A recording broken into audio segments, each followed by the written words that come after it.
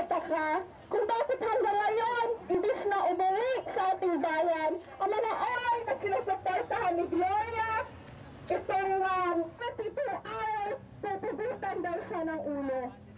No, we appeal for their understanding that the hostage that they have taken is an innocent civilian, no, whose only dream was to earn enough for his family to survive.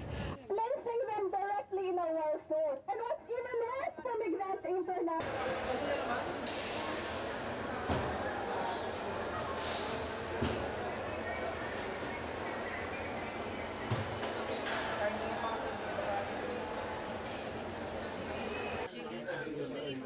Hindi naman pamilya nilang nagugutom.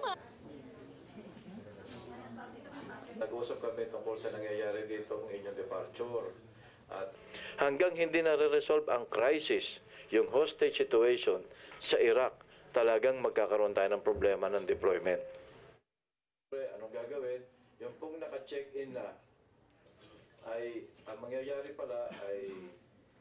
Pag namatay ka ron, kahit papaano yung pamilya mo, 3 kong anak, may maiiwanang pera. Dito mamatay ka kasi sa gutom, may maiiwanan.